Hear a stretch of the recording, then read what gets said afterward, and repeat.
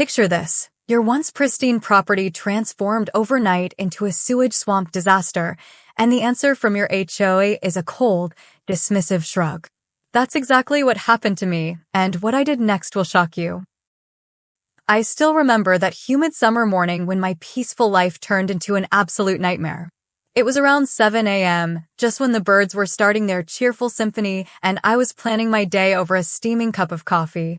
I stepped outside, only to nearly slip on what looked like a bizarre, bubbling mess. At first, I thought it was an accidental sprinkler mishap, but the stench was unmistakable, a pungent mix of decay and raw sewage that made me want to retch. I rushed over and discovered that the backyard I had lovingly tended for years was now a swamp of filth. My precious rose garden, my DIY vegetable patch, even the small wooden shed where I kept my tools, everything was submerged under a brown, rancid flood. My heart sank as I realized that this was no ordinary plumbing mishap. Someone had intentionally redirected sewage onto my property. After a frantic phone call, I reached the HOA's emergency line. I was greeted with a dismissive tone that made my blood boil. The lady on the other end, Karen Thompson, whose voice dripped with condescension, basically told me to calm down and assured me that the sewage was just a temporary side effect of some unauthorized plumbing changes. Temporary? Temporary would never describe the smell that now clung to my clothes and the way it seeped under my door. I couldn't believe the audacity.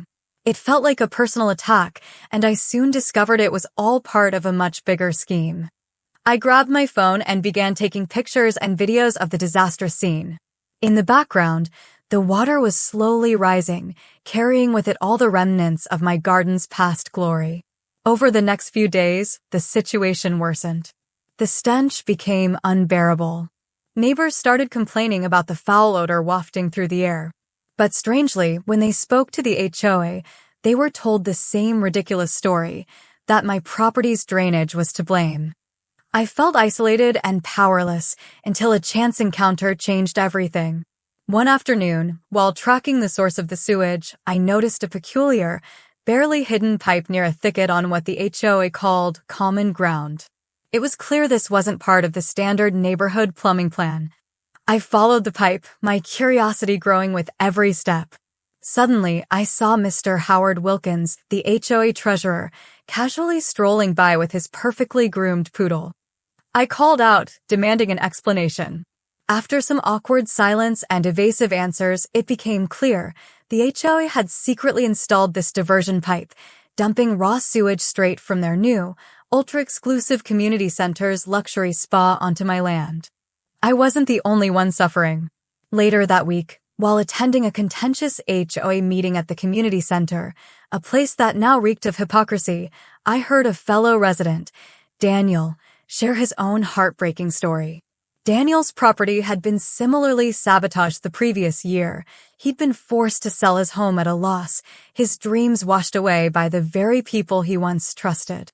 His tale struck a nerve with many in the room, and soon whispers of shared experiences filled the air. It was then that I realized this wasn't an isolated incident. The HOA was systematically targeting less desirable properties, clearing the way for profitable developments. That night, as I lay awake, the toxic smell invading every crevice of my once safe haven, I couldn't help but feel a mix of despair and rage. Determined to fight back, I started to compile every piece of evidence I could, screenshots of emails, recordings of phone calls, recorded covertly, though I knew the risks, and countless photos of the illegal pipe and the sewage-drenched landscape.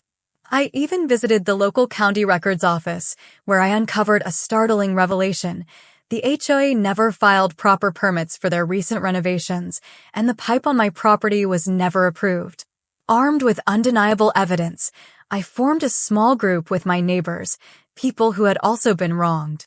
We called ourselves Maple Grove Homeowners for Fair Treatment. Our meetings were impromptu, but filled with a shared determination to stand up against the corrupt board members who treated us like nuisances rather than valued residents. We met in basements, over cups of lukewarm coffee, and even in the back of our trucks, sketching out our next steps. One evening, as the HOA's office underwent another round of renovations, under the watchful eyes of Karen and her cronies, a spark of inspiration struck me. I remembered a conversation with my cousin, Ryan, who owned a local concrete company. Ryan was a gentle soul with a rebellious streak, a man who believed that sometimes justice required a little creative flair. I called him, and after hearing my story, his response was immediate and unequivocal. "We'll make them regret ever messing with us." Ryan explained his idea, a special blend of concrete that would mimic the look and feel of a permanent flood, only this time, it was meant for their pristine, overly bureaucratic office. And just when it was about to set, we'd use a carefully prepared enzyme solution to dissolve it later, ensuring no permanent damage, but sending a strong message that we wouldn't be pushed around. It was a plan that balanced poetic justice with the practical need to avoid legal repercussions. In the dead of night, we assembled our tools and set the plan into motion. Under the cover of darkness, Ryan's concrete truck rumbled quietly down the deserted streets of Maple Grove. I remember the adrenaline surging through my veins as we parked just a few blocks away from the HOA office. Every shadow seemed to whisper secrets of long-held grievances and the promise of retribution. Inside the office, the scene was surreal. Rows of polished furniture, meticulously arranged files, and a sense of smug entitlement hung in the air.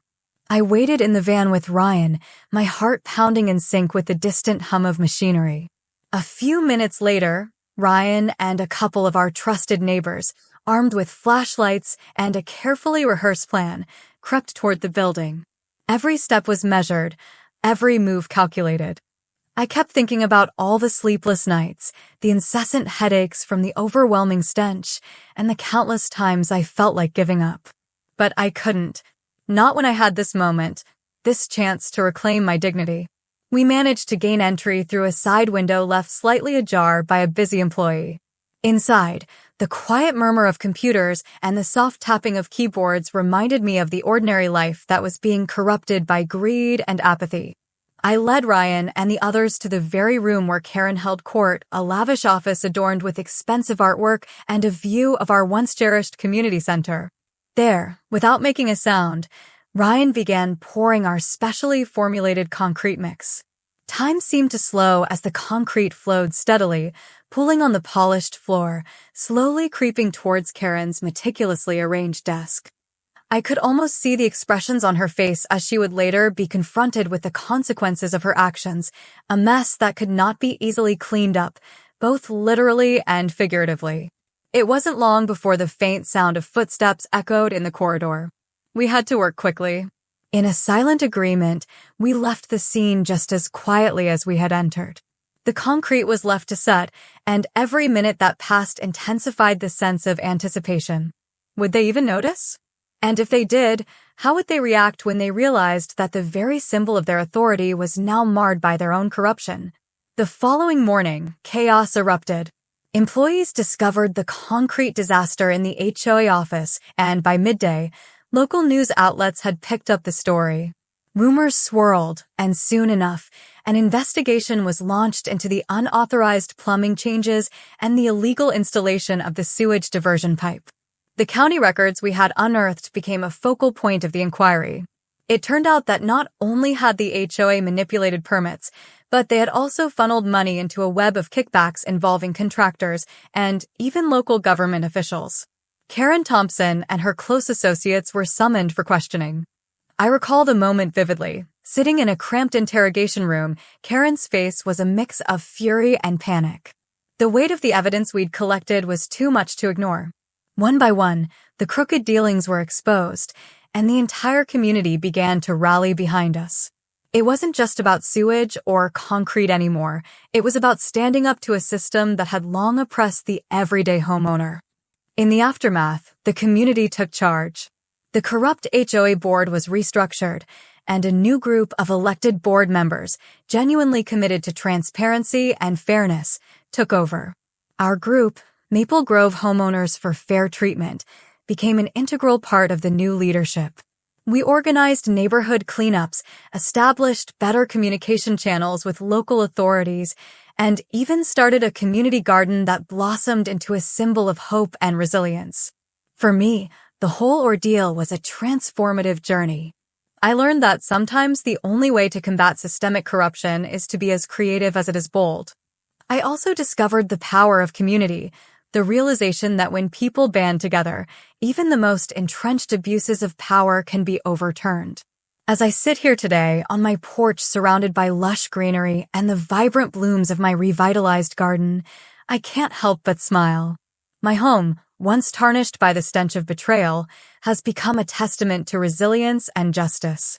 And while I still remember every anguished moment of those harrowing days, I now see them as the catalysts that transformed my life and my community for the better. So, if you ever find yourself facing an uphill battle against institutions that seem invincible, remember, sometimes a little ingenuity and a truckload of concrete can pave the way for change. And always, always trust your gut. Because when the ones meant to protect you turn against you,